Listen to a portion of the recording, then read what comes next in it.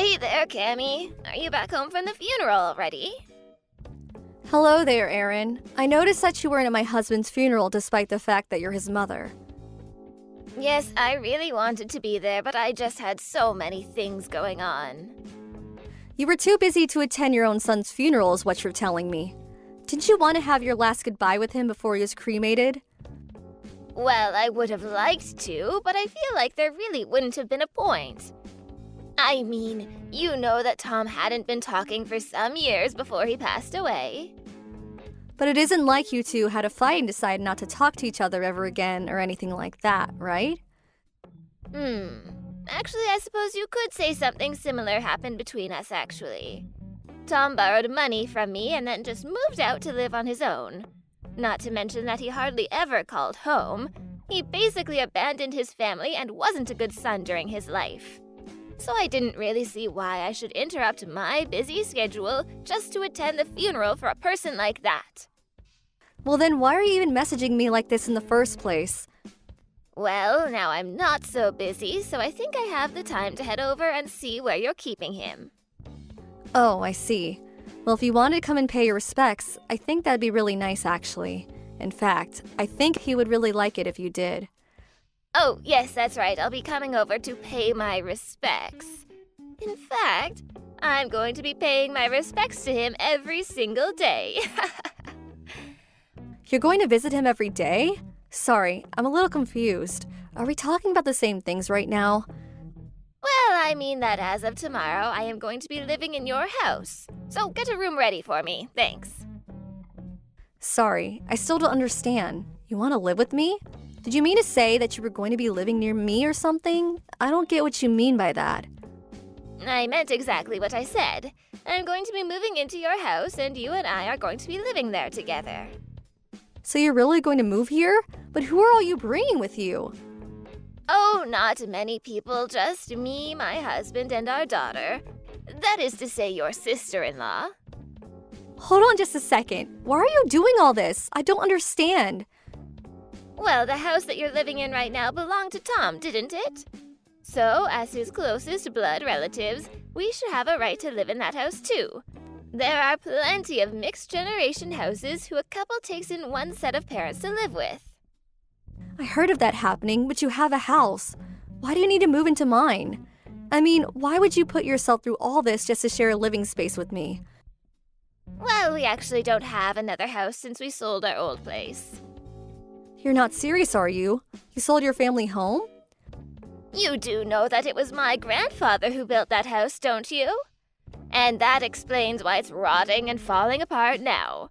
It's not fit for a family to live in. There's leaking when it rains, and the foundations of the house are starting to rot, which is making the house start to slant. Normally, a house like that would never even sell on the market, but we had a family friend willing to buy it for a discounted price. The timing couldn't have been better, though. So then you really sold your house when you could have just hired someone to repair it. Repair it? In the state it was in, it would have been cheaper to just buy a new house. We had repair costs for everything wrong with our house quoted at around $200,000. So we just thought that it would be easier to sell it and move into a new place. That is to say, your place. That way it wouldn't cost us anything. I suppose you have a point there, but even so, this is all happening a bit too suddenly for me. Well, I am so sorry about that. We just decided to move in with you the other day, you see. I understand that, but you didn't talk to me about this once before now. Well, that's because we decided as a family.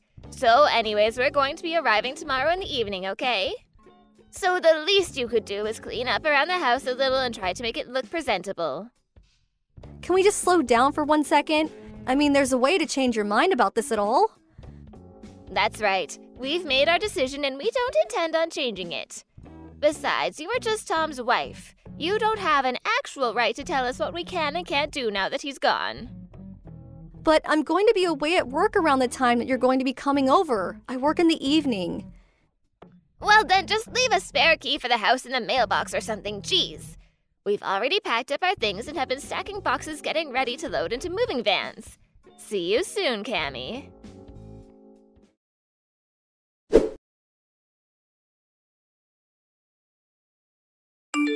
Erin, my house is a complete disaster. What did you do to it? Oh, what do you mean? We're in the unpacking stage right now. Of course things are going to be a little messy. This isn't what I'm talking about. Please do not just move my furniture and rearrange my rooms without asking me first, okay? And why were my clothes thrown all over the hallway? What is the meaning of that? We didn't have any other choice. We needed to make room for the rest of our stuff and your things were in the way. It's that simple. If they were in the way, then the least you could have done would be to gently move them out of the way and then put them back once you're done. You even moved Tom's urn from over the fireplace. Do you really not see anything wrong with this at all?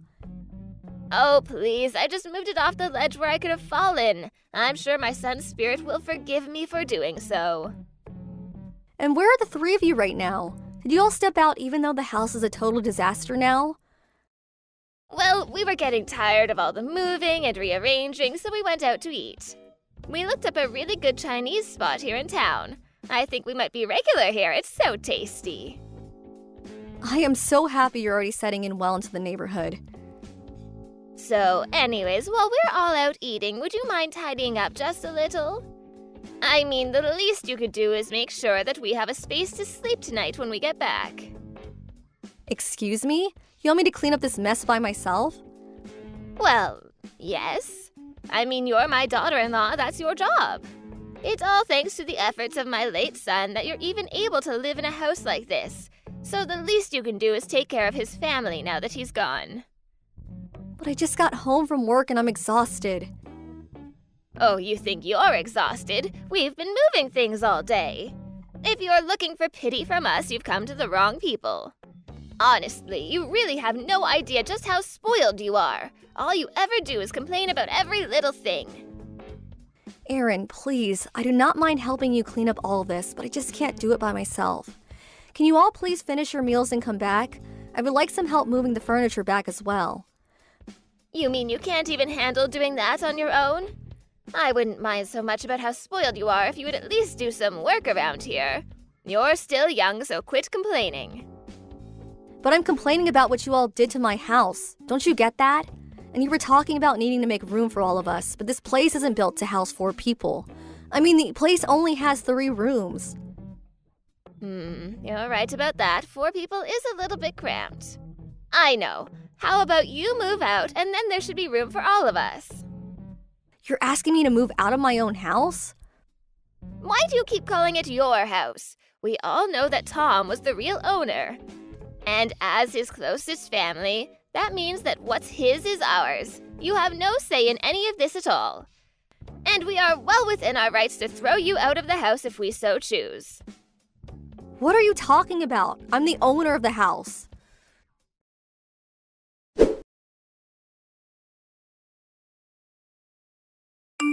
Why aren't you out of the house yet? I thought I told you to leave us alone already.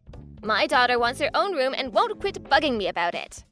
All of our problems would be over already if you would just finally leave us in peace. Please, just get out. So you really are going to try and take my own house away from me then? Oh, please don't be so dramatic. It isn't nearly that bad. I already told you that we have the right to evict you since this house used to belong to my son. You don't have any room to argue. And you really want the house so badly that you're willing to do something like this to get it? It isn't about what we want. It's the fact that we have a legal claim to this house since it belonged to Tom. Now, you're going to leave peacefully and let us get on with our lives or else. Okay then, if that's really how you feel about it, I guess I'll leave. I was actually thinking about moving away from here anyways. Oh, really? Well, in that case, get lost and go moving there. We're going to be living in this house from now on, and we don't need you getting in our way all the time. I already said that I was going to leave. I'll be out of your hair before the day is done.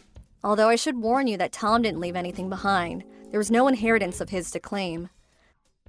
Oh, what are you talking about? Of course he had things. He had things like this house. No, I'm afraid that after all is said and done, when he died with nothing. I seriously have no idea what you're saying. This doesn't make sense. Then listen very closely, because I do not want to have to repeat myself. Tom died owning nothing. Do you get it? All his life, he was a horrible man who did nothing but cause trouble for others. Wait a second, where's this coming from all of a sudden? What is this about, huh? I mean that my husband, your son, was a horrible man. He used me, took my money, gambled it all away, and ended up in $200,000 of debt. Hold on a second. Are you telling me when Tom died he was $200,000 in debt? Surely you must mean 20,000 or something like that, right? I know what I typed, and as soon as he died, banks and debt collectors began reaching out to me looking for their money. When I got the first of these types of letters in the mail, I nearly fainted when I found out just how much in the red Tom was. But I don't believe it. I mean, $200,000? That's way too much. Well, believe it or not, it is the facts. I even have the documents to prove all of what I'm telling you is correct. Why would my son do something so stupid like that? I mean, didn't he know anything about how to use money responsibly? Well, that is one thing that we can agree on. Your husband is indeed an idiot. Not only that, he was a lazy, no-good, horrible person who buried himself in debt before dying. And now that he's gone, it's his family that is left to clean up his mess. I see. I had no idea about any of this. But as his wife, you would be the one responsible for all of the debt now. I mean, you said the collectors were trying to get in contact with you, right? Are you sure that I'm responsible for that? You see, the other day, I submitted my own nullification to inherit anything from Tom. So you remove yourself from his will entirely? That's right. So in other words, I'm not carrying any of his dead weight around with me. And while that means that I get nothing from the will, it also means that I don't inherit any of the debt.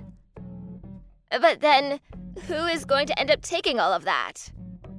Well, I believe he did specify the three of you as his heirs as well, right? You can get the house, but it also means that you're going to take on the debt. Well, we want the house, but not all that debt. Can't we just get the house and call it even? I'm afraid that that is not how it works. If you want to inherit the house, you have to inherit the debt. Oh, but we're talking about $200,000 here. That's right. Well, actually, to be accurate, I think it's actually more like $2,100, $6,000, and $500. But that's even more than $200,000. Sorry, I was doing a little bit of rounding before. There is no way that we're able to afford something like that. Oh, come on. I'm sure that this is the three of you combine your efforts that you could pay that off in no time. I mean, you are three capable adults. Surely you can handle that, right? Besides, this is something that you can remember your son through. I know you can pay it off if you try. But we're still all looking for new jobs right now. What happened to your old jobs that you all had were working before? We had to quit those so that we could move all the way out here. Besides, it wasn't exactly as if all three of us had what you would call careers anyways. So there's just no way that we're going to be able to pay back an amount like that. I see. But what about the money that you got from selling your old house? Surely that must still be around, right? No, we had to use all of that money to pay for the moving expenses to get to your house. Wow, it must not have been all that much money then. But I guess you did say that you had to sell your house for cheap. I don't need to hear that kind of thing from you. Why didn't you ever mention any of this before to us? I just told you right now. What are you talking about? This wouldn't have even been a problem for you all if you hadn't just decided amongst yourself to move here. When I realized the types of people I was going to be dealing with, I knew it was going to be more simple to just remove myself from the process entirely. The bottom line is that the debt comes with this house and there's no escaping it. The story has to be a little bit more complicated than that. I mean, if we lose this house, where are we going to live? We don't even have enough money to put yourself in a hotel for very long, and another house is totally out of the question. Yeah. Well, you might want to take the camping things out of the garage and find a nice bridge to set up shop under. Although I think he hasn't touched the tent since it got torn up in a hailstorm. But a house is a house, right? How can you talk to us so casually about this? Aren't we all family here? Besides, it's the middle of winter.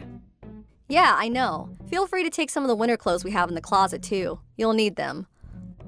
Of course we're going to need them. We'll freeze to death without them. Hold on a second. Don't you have a car? Why not just bring a bunch of blankets in there and sleep that way? You mean that cramped little sports car? How are three fully grown adults supposed to be able to sleep in that? We'll all have to curl up in little balls. That sounds miserable. I see. Well, at least you have the car. Why not sell it and try to move back into your old house? Sure, it's falling apart and slanted, but it's better than nothing. We can't. The person that we sold it to said they were going to tear it down. There won't be anywhere for us to go back to. Even if we tried squatting there before the demolition team showed up, we could get in even more financial trouble if we get caught. Take on $200,000 in debt, or live with 2 other people in a tiny car? That's like one of those icebreaker questions asked at a party or something. This isn't a joke. It's our lives that we're talking about. Well, either way, you're going to have to make the choice. You're going to have to make a choice. I imagine that you're going to choose not to take on the debt, though. Either way, you have to choose quickly. How could our son do this to us? That stupid boy, what was he thinking? Aaron, that's the sanest thing you've said all day.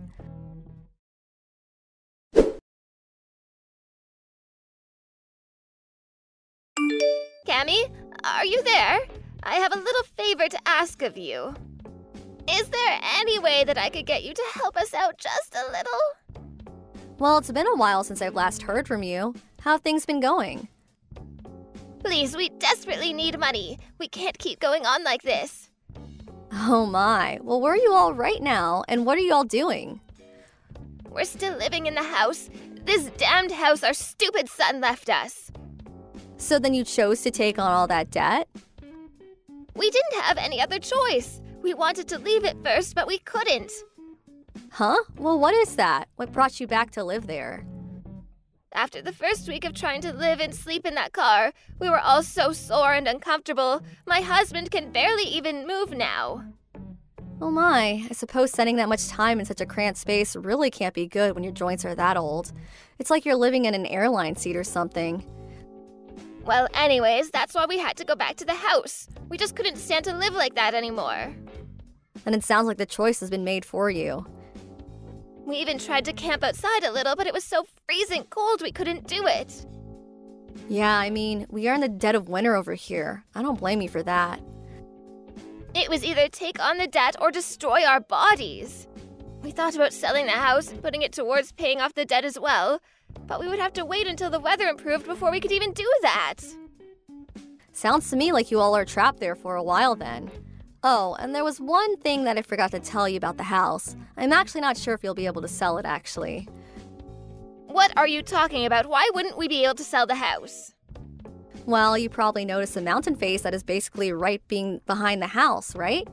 We are just always suffering from landslides coming down the mountain from rainy season or construction. Basically, that house just doesn't have very stable foundations and is constantly at risk of a natural disaster. You mean that mountain that I'm looking at right outside my window could come down on us at any time? Well, probably not in winter, unless it snows a whole bunch. I just wish you the best of luck in finding a buyer. Either way, you'll probably only be able to get way less than whatever you thought you originally could. Sell the house if you want. I'm just not sure how much good it will do you, really. This can't be happening. Why didn't you say anything earlier? We had no idea about any of this. You should have told us. I really don't think that you would have listened to any word that I said, even if I did say anything. Maybe so, but you could have at least tried to tell us. You didn't even say anything. Why would I put that kind of effort into warning the people trying to kick me out of my own house? Please, you have to do something to help us. I will not, and I hope that living in that house reminds you every day that you got yourself into this mess. You may think that your son is an idiot for doing what he did, and I would even agree with you. But I also strongly believe that the apple doesn't fall far from the tree.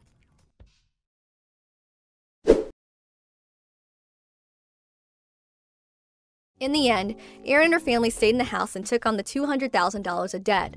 That spring, however, the melting of all the snow on the mountain caused a huge flood that heavily damaged the house. Since they all lacked the money to pay for any kind of insurance, they had to leave their flooded home with nothing in hand. Now, they all live in a tiny apartment, doing their best working multiple jobs. As for me, I returned home to live with my parents for a while. While there, I met up with an old crush of mine and soon we were dating. He's very nice and kind and nothing like Tom was. All I want to do now is forget all about him and start my life over again.